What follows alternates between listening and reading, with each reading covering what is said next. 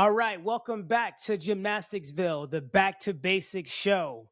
Today's guest is someone I go way back with. Way back, a boy from Philly, moving to Texas. One of the first friends I had when I moved to Houston, Justin James, is on the show. Man, we trained together, competed together in Texas. He went on to compete on a club team at Texas A&M, and from there, he's built one of the most complete resumes in Texas gymnastics. He spent his time as the tech coach and administrator at World Champion Center in Spring, a general managing partner at Alpha Omega Gymnastics in Kingwood, and nearly 14 years as the gymnastics director and head coach of Kingwood High School. But since 2023, he's been running the show as the head girls gymnastics coach at Highland Park ISD in Dallas. But I'm not done because Justin's fingerprints are all over the sport beyond the gym floor. He's the director of recruiting for the Texas Armadillos GymACT team, a member of both Texas and the National Gymnastics Judges Association, and serves as an Aggie Ascension working to push Texas A&M gymnastics program to the next level. All right. Welcome to the show, my friend Justin James. You're finding stuff that I know that I do that I didn't know anybody can find out there on my resume. So look at you, man. Yeah, man. Wow, man. I'm so happy to have you on. I feel like it's been a long time coming. Is this the first time you've been on a GymnasticsVille podcast? No, I mean, I was on years and years back talking about Texas high school state meet. You That's came right. out and went to that, and I had a little interview for that. But yeah, I think it was on that one. I don't know what the vision of that was about, but that was, I don't know, 5-6 years ago. And then I think on that podcast, I invited you to come to high school state, and you ended up doing it, and it was awesome. That's right. And it was one of the best times of my life, which is weird for me to say it, but no, man, like you invite your team, you and your team actually took me in. I think we got on a bus and we drove. Yeah, we drove on to where was state that year? You it was came in Dallas. into Houston. Yeah, we drove up to Dallas area on a 15-passenger van, I think, with everybody. And yeah, you were just riding shotgun. We were talking the whole time. You were with the guys. I mean, it was fun. It was and there's some great footage on your Instagram and stuff. You can still see some of that. And meet was awesome. Absolutely. And this is something I'm going to digress a little bit, but I'm going to get back to what we really want to talk about. But I have to tell this story because this was the first time I experienced Buc-ee's, right? And what I got to tell you about Buc-ee's is now on the East Coast now, and we just had Y Nationals in Greensboro. So we passed one that was in Virginia. And I told everyone, no, like, you don't understand. Like, I know Buc-ee's. Justin James introduced me to Buc-ee's time ago, and I tried to explain it. What they saying, well, it's like a bigger Wawa. I was like, nah, man, like Buc-ee's, like, I don't know how to explain it. It's almost like, I don't know, maybe I don't want to but I feel like it's like Walmart on steroids with gas stations. Like, it's just a bizarre. I don't even know how to explain Buc-ee's, but Buc-ee's is amazing. Did you take the girls there? Did you guys stop there on your way? So the coaches carpool. So yeah, we did take some of the coaches. Some of them were there for the first time, and I could just tell when they walked in, it was like, what is this place? You just take them there and let them do it for themselves. Exactly. So that's the story. And Justin, man, I just want to get your reaction. I mean, I think we can go through the whole history, and I can do a few stats, okay? But Texas has over 150 current NCAA gymnastics athletes. 25% of the nation's elite talent comes from Texas. Over 250 gymnastics clubs and an estimated 40,000 youth gymnasts in Texas alone. You found out that Texas State University now has a D1 women's gymnastics team. They're set to start competing in the year 2028. What was your reaction to this news? You being from Texas, grew up in Texas, did gymnastics in Texas, you judge in Texas, you coach in Texas. Like, this is happening in Texas. Yeah, I mean, everybody was really excited here, and I was privy to some information before it was going on. No, with some of the groups I'm working with and involved with down here. So we were just, we're helping with other programs too, always constantly keeping the conversations going in different institutions. And we've had thoughts of or talks of we might say something this week, we might do something now. So we've gotten to that point for different announcements in different places and different things, and it was just really cool to okay, we've heard that before, but it doesn't mean anything till it happens. And so when they put it all out there, it was like really cool, really exciting day. And for all the groups involved, so many people involved with helping support those guys in making that decision and encouraging that decision to be made. But man, if you guys are not following the president of Texas State, Kelly Dampus, he is amazing, and he's if you've seen the announcement, you might have seen some of his media. He had the passion to really do this thing, and I guess his story can come from being an administrator at Oklahoma for 20 years. And he I didn't know that. Oh, University of Oklahoma? Yeah. So okay, he's a Sooner. Is that what you're saying? Yeah. He's a Sooner. Oh yeah. He's good friends with KJ, and there's a lot of media blurbs out right now that he said, if it weren't for KJ really encouraging him, he might not have taken it to the finish line. So he definitely consulted with her, and he, but if he didn't have the vision to want this to happen, it would have been a much harder play. And that's kind of what we do. You mentioned some of the groups I'm with. We're trying to convince institutions that it's the right decision to go and do this and invest everything they have. Whereas he's the leader of an institution, he's very familiar with GymU, as some people like to call Oklahoma. Very familiar with the women's gymnastics, and he wanted to do it himself, so he got it done, man. Wow, I mean, this is remarkable, and I'm going to ask this a very simple question that's probably very complicated to answer, but why so long? You know what I'm saying? You guys, Texas have produced Olympians, Olympic champions, world champions, so many champions. Gymnastics is so big in Texas. Top programs recruit from Texas year in and year out. What took us so long, Justin? Well, I mean, I think, I like to call myself an institutional gymnastics professional. And so I think institutions that support gymnastics, like school districts, that's where my main job is, universities, YMCAs, there's just so much you can do if they decide to direct their resources towards the opportunity for gymnastics for kids or college kids or whatever. However, we know, especially down in the South, the biggest sport within these institutions is football. And it's not just the biggest with 100,000 kids or 100,000 fans in some of the stands like where I went to school, Texas A&M, but it's biggest in revenue too. And so right now there's so many things changing with how the financial models work at the universities, and they're trying to direct their resources to, where they get the most money back. And so I think in the South, that's kind of what has happened in the past the trend is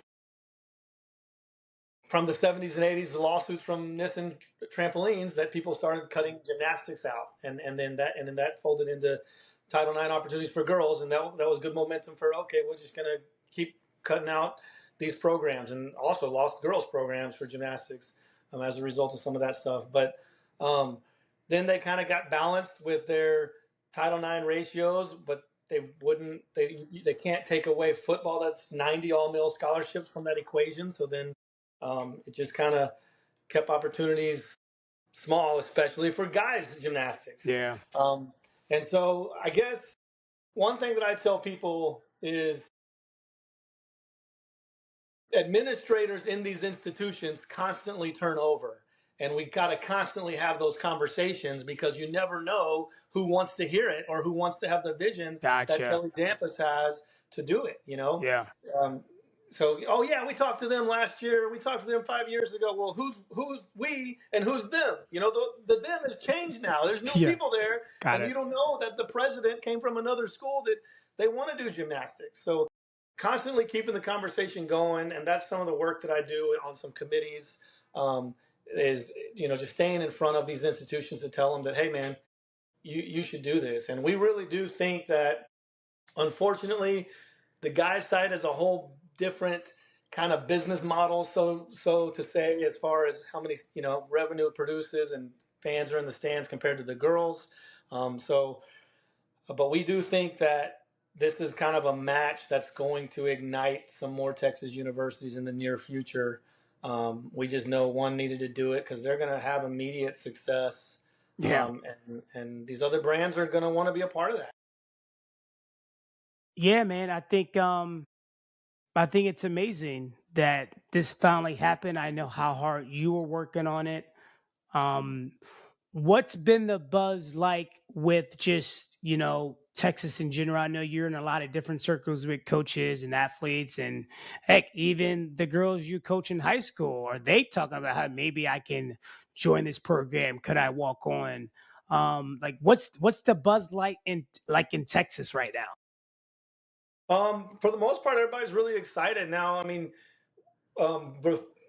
Texas State is the big news because it's a premier, one of the first D1 programs, and now there's debate about Houston Baptist University that has now changed their name to Houston Christian. Okay. Apparently, at some point, they competed in the D1, both I think with the guys, maybe, and with the girls. But even on their Houston Christian historical website, they were the last program in Texas that was a varsity supported program. There's, it's unsure even on their historical website about were they in D1 or not. And so some people are like, well, this isn't the first D1, but obviously that's the momentum that Texas State is selling. That's the story that they're selling. Whatever. It's the only D1 now. So everyone's super excited. And then also just a month or so before, a small school in Abilene, Texas, McMurray, announced that they were starting gymnastics, and they're starting both men's and women's. Oh, see, I did not know that. I did not hear about that. And so they have not hired a coach. They're moving a little bit slower in the process. Texas State, if you followed the president, you know that he moves fast. They made the announcement they've already hired a coach. And Penn State, someone from my state, Penn State. That's right. I mean, and that tells you just how much they're willing to invest.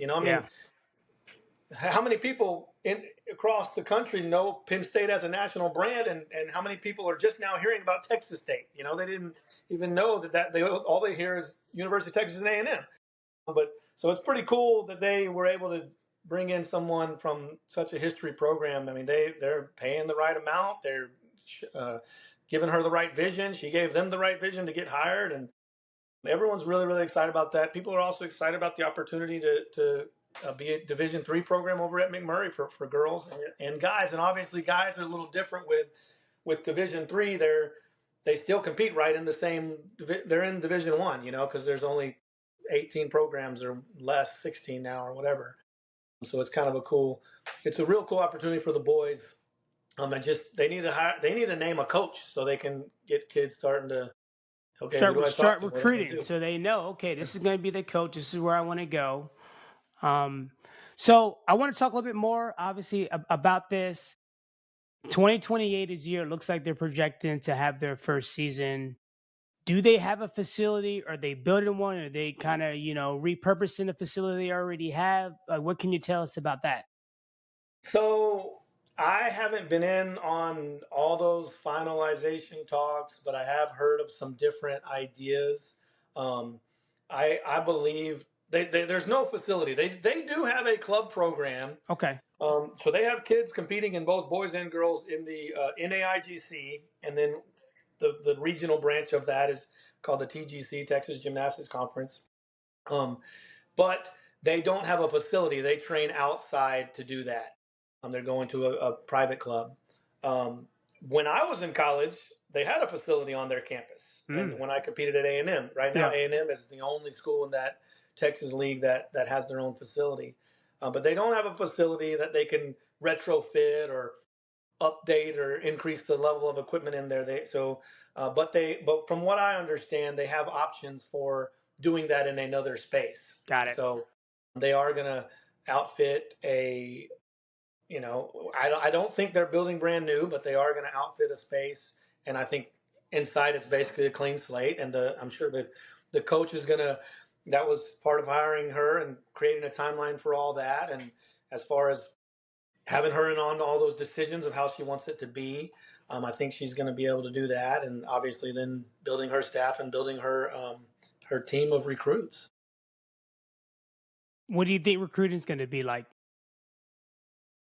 I mean, So many good gymnasts in Texas. I think that was definitely probably a draw for some people to come and, hey, well, I want to go coach right there in the middle of that. They're 3 hours from Dallas. We got Woga, Metroplex, all these great clubs up here. Come up here on a recruitment trip, just 3 hours away. They're 2 hours or so, maybe 3 hours away from Houston, going down there to some of those history Yeah, programs. it seems like they're almost like right in the middle. It's an awesome part of Texas, and really, that area is kind of called the Hill Country, and it's just south of Austin area, but it's not a small school by any means. They have I forget their enrollment. It might be 40,000 students or so. It's a big school. It's a big school, but yeah. It still feels like a small town. It's got a river that cuts through it. Like it is a. I hope she does a good enough job and builds that program up to what they want, and she can just have a whole career there, because that's the kind of place you want to be living for your whole life. It's all my friends have settled kind of in that general area, and it's a beautiful place in Texas. Wow. Wow, man. And just hearing you talk about it, and myself living in Texas and understanding how big gymnastics is. And it's not just how big it is, but like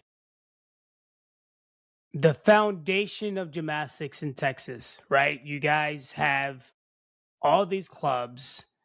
And then one thing I want to touch upon is that there's not many states in America that has a flourishing high school gymnastics program, and Texas thrives in that. And I think that's why when I came back years ago and visited you and went to Texas State and just saw your Texas State high school, I felt like I was at like NCAA championships. So the foundation is there. I feel like you that I think once this program gets started, it's going to be like, all right, we see what they're doing. I think other programs in Texas, because I do feel that the budget is there, the money is there in Texas. Texas, these universities have it. I just think maybe they didn't want to be the first program, first big program to do it. But the foundation is there. Well, that's why we got groups like us and you, and having a voice, being able to be online, because people can find it. And you got to keep that conversation going, because like you said, and it's not just these Texas schools. Every institution has enough money to do whatever they want essentially with it, right? And then they also have resources to find more money. That's just what they do. And so it's convincing people that this is the right way to allocate your dollars. Like, hey, why don't you have a gymnastics team? Let's do this. And so keeping those conversations going and having a place like this podcast to be able to do that is helpful in the process. Because like it's a shame, and this is one of the things that kind of our group has, and I'll tell you the history of our group. It's pretty interesting. Yeah, I want to know, like, what's the name of your group, and like, so what are you guys about? So you mentioned it. There was a group that was formed. We called ourselves the Aggie Ascension, and the thought was we were trying to convince Texas A&M, to launch a program. And I got involved with that. My good friend who went to A&M with me, but before she went to A&M, this is a cool story for later. She was at Southwest Texas, which is now Texas State. So she was at Southwest Texas. She met her future husband at A&M on the team, and she transferred there, and we're all on the team together. Her future husband is Joe Brading, her now husband. Joe Brading? So Katie Brading, her and Joe are doctors in College Station now. They're both Wow. done. Okay. Yeah. Katie comes to me I don't know, 6 years ago, hey, you got to help me start a team at A&M. I'm like, yeah, okay. I've been trying to do that since college, whatever. Like, I'm not spending my time on that. She's like, no, you have to meet this guy, and it's Yeah. different when we were 20 and we didn't know what to do. And now we're 40, a little more, Yeah. knowledgeable, put together, professional. So I was like, maybe, but she's like, well, you got to meet this guy that's going to help us. And his name's Brian Audia.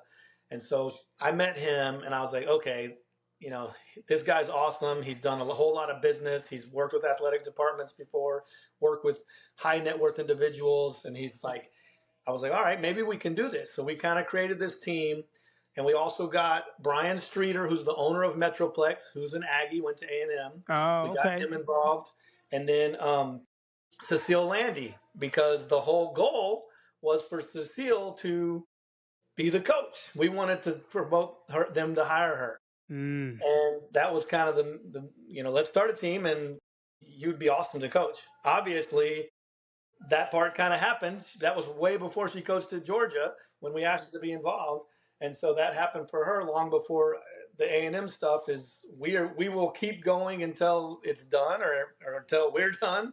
But conversations have kind of,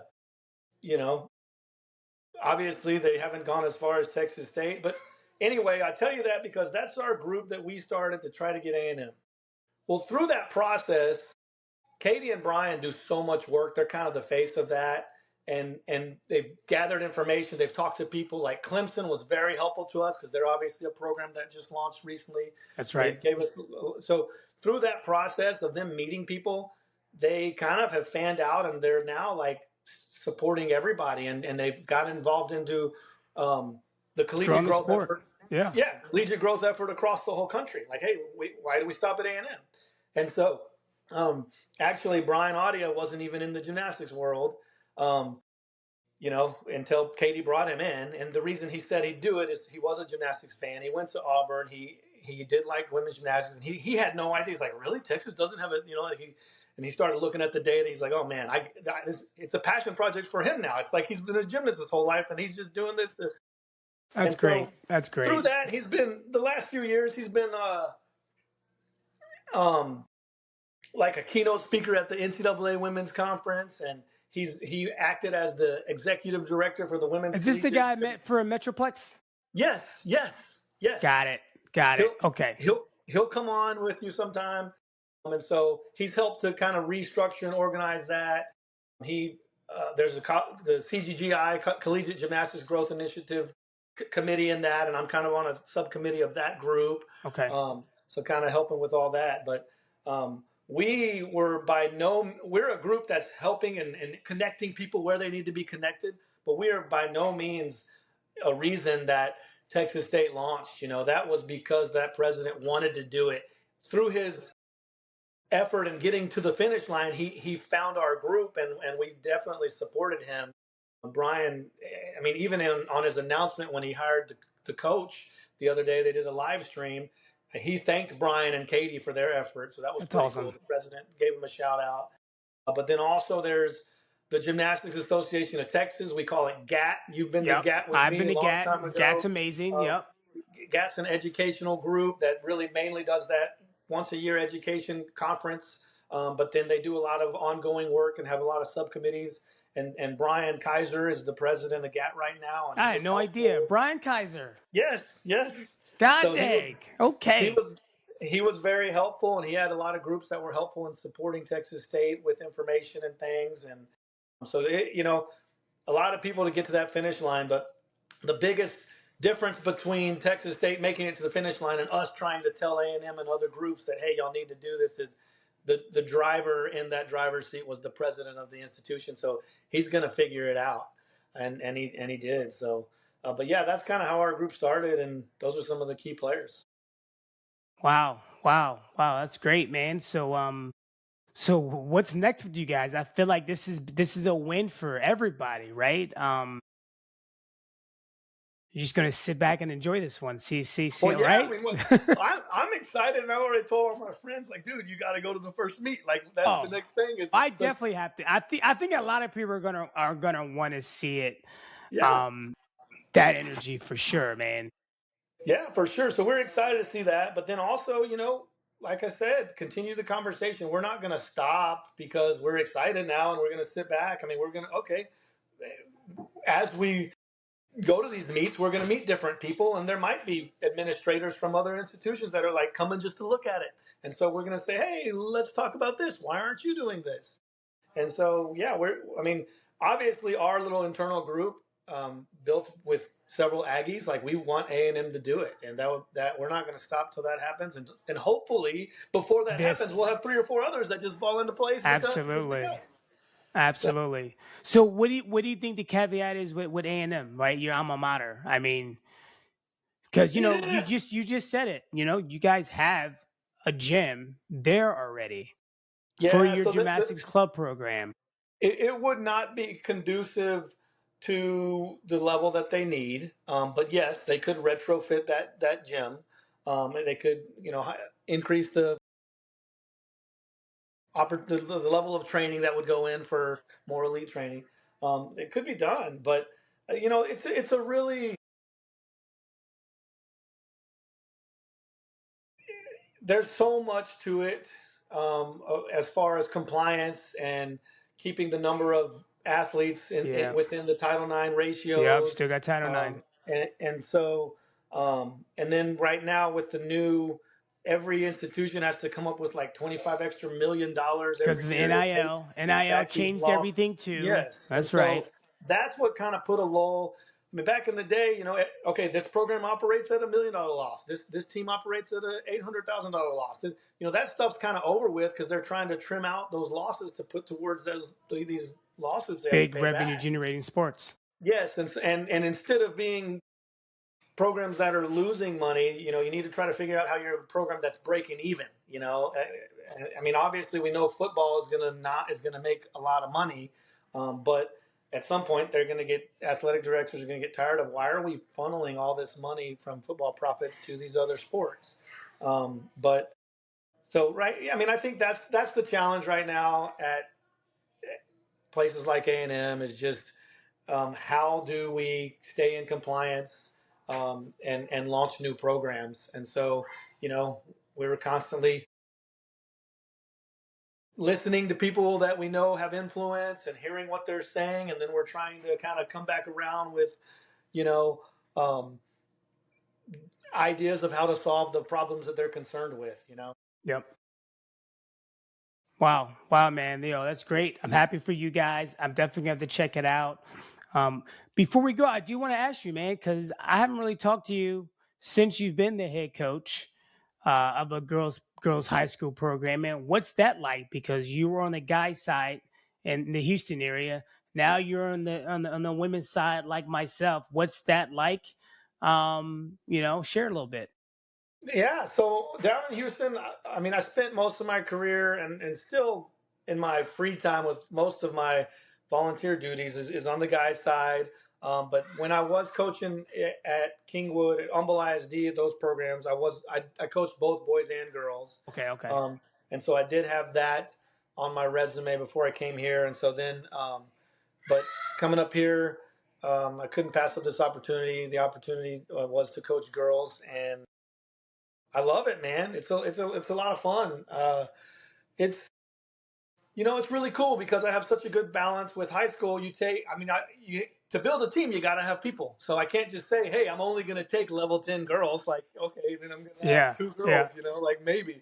And so I obviously have kids that are in there that have a lot of experience, that have come from great programs, and maybe they're downshifting out of there, or doing or not doing, or they quit doing club and at eighth grade or so when they were level 8 and they wanted to come back in a less demanding time Yep. frame, Mm-hmm. and 1 hour every day is inside their class period, so while they're at school, so then they have a little time afterwards. So we do about 10 hours of training. So the kids that already have in a week, but the kids that already have experience, they can maintain stuff.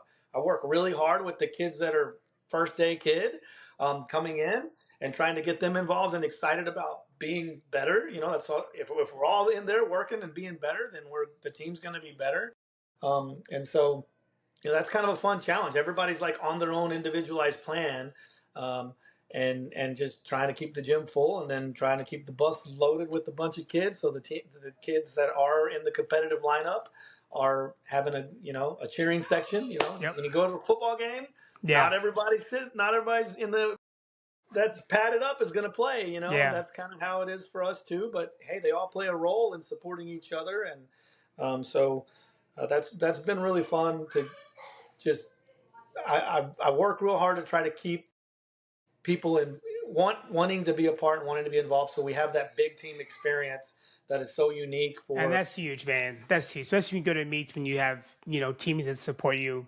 You're maybe not in the lineup, but your role is to be loud and give them support because that matters. 100%. I mean, yeah, for sure. And that's what's unique is all these kids train so hard to try to go to college, and not that many of them get to. And my kids are just so lucky that they get to sign up for it at school. And then you're in that, I call it a mini NCAA. You get to experience that team gymnastics that a lot of kids want their whole life, and it's hard to get to that college level. There's no doubt about it.